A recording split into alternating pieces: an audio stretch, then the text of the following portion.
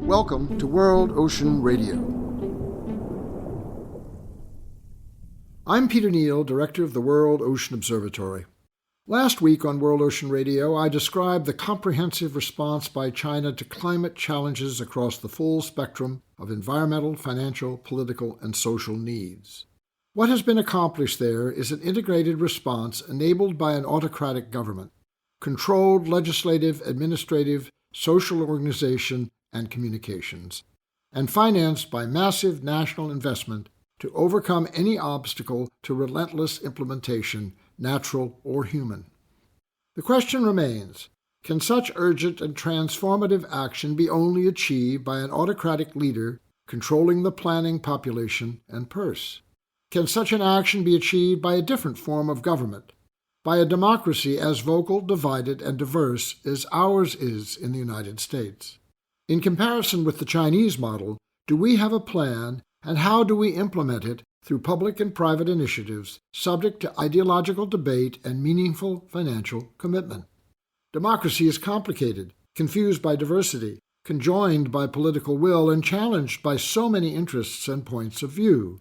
At scale, it is a monster, and that for some 250 years we have muddled through our distinctive history, dealt with the irrational forces of conflict and civilization, is a miracle worth honoring and maintaining, worth investing our energy and imagination to advance and preserve. But how, today, in a climate where the highest levels of government are caught in an ideological fight over power and profit, and the outcomes are in doubt? The national politics are what they are. Can democracy work around them? If we have no faith in the top-down solutions, what about bottom-up? Where I live, the things that matter much to my life day to day, education, roads, taxes, local services, are governed by local boards or municipal elected officials who can, for example, allocate revenues to strategic ends, the planning for and supervising of development, or the salaries and classrooms for our teachers and schools, or for certain regulations that shape our response to environmental conditions such as road construction, culverts, erosion, pollution controls, wetlands protection, sanitation, and other problems that are the inevitable focus of government. Regulation at any level is primarily a function of abuse, a law put in place to counter or control an outcome that may advantage one interest over another, that may need a standard to which all interests can conform. Local government has various means of enforcement. And then there is the state as collective planner, legislator, investor, and controller of behavior that transcends one community on behalf of all communities within an even larger area of application.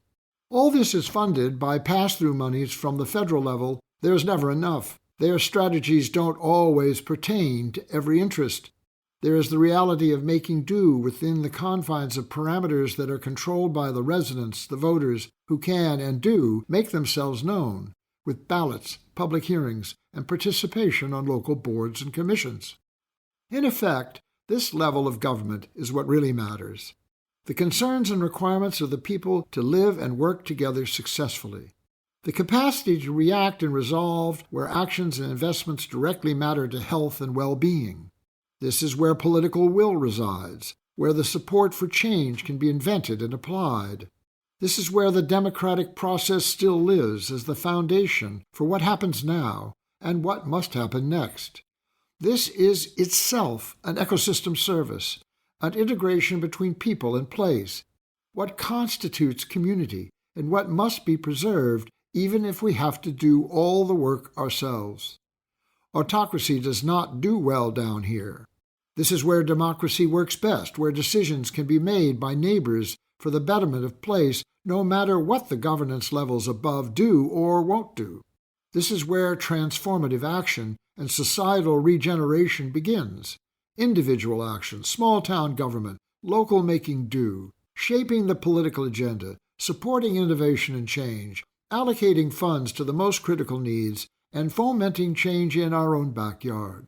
If we want our beaches clean, we stop throwing stuff overboard. If we want clean water to bathe in, we don't pollute the lakes, rivers, and streams. If we want clean air to breathe, we don't permit emissions by our factories and cars. If we want protection from storms and sea level rise, we don't fill our marshlands. If we want healthy food to eat, we support our organic fishers and farmers. If we want services to benefit our children, we invest in their schools and their teachers. If we don't like our government, we replace it. If we want change, we make it.